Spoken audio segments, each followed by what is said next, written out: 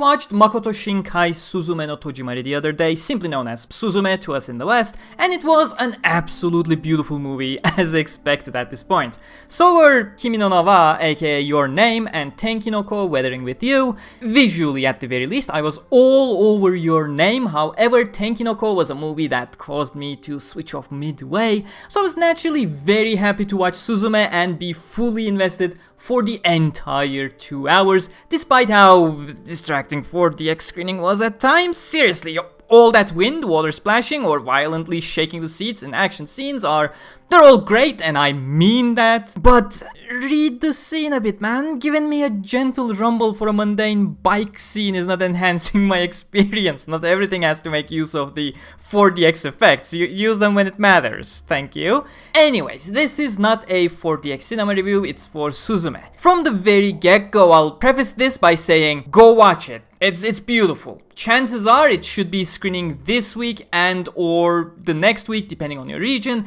if not longer, so make sure you don't miss it. Of course, I'm gonna be slightly biased on this one. The movie did reach me on a very personal level, but even aside from that, it had all the things I loved from Your Name and Tenki no ko, and none of the things I really did not enjoy from Tenki no ko specifically. It is very much a Makoto Shinkai movie, but I wouldn't actually put it in the exact same basket as those two to begin with. The way I see it, unlike those two movies that really leaned onto their romance side only to have a single huge climax at the end, Suzume is more about an adventure, a journey. Suzume's own personal journey, in fact, at least that's how I perceived it.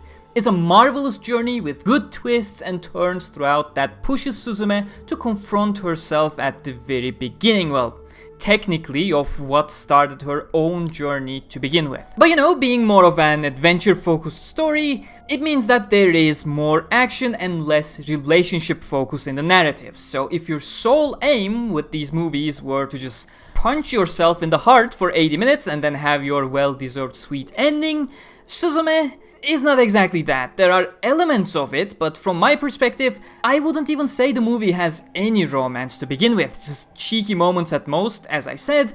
The journey is much more about Suzume herself having a look at herself and confronting her past. I think the best way I can put it is the narrative for the story is not about the romance itself. And having said all of that, I guess I should talk about the action, or rather the mystic element of the movie that leads into the action. I thought Your Name had a perfect one involved for its own story, while it was the reason that pushed me away midway in Tenki no ko. Unlike Your Name, which I found to be perfectly building up to that final act of the movie, Tenki no ko felt like it had a wild leap between the mystic element portrayed at the beginning of the movie and then in the climax of the movie. There was a massive disconnect for me between what we knew so far and what suddenly became of it. Being an adventure-oriented movie, I think Suzume greatly benefits on this aspect. The mystic element itself is introduced relatively without mysteries early on to give you an idea as to what it is and how it functions,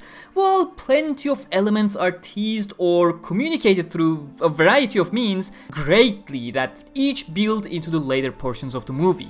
Even some things that, let's say, shock you when they appear, like the reason for a certain character suddenly acting very out of character, you quickly realize, well, if there are a certain number of these, then there must be a certain number of those too with all the information provided. That is not to say that new elements or information does not get introduced throughout the movie, it constantly happens, but you never feel like you have been ambushed by something you have never seen before. In fact, all of it comes in the best way possible, in my opinion. The category I title, Holy shit, how did I not realize that myself? It was so clear. The way I see it, that is the sign of conveying your mystic element to the audience perfectly while not obscuring information just to have a shocking twist. I just love when that happens. But yeah, that's all I have to say. What else can you say about a Makoto Shinkai movie? Very charming characters, well-conveyed mystical element leading to good twists to the story, great voice acting and music. I watched it with Japanese dub and German sub, by the way.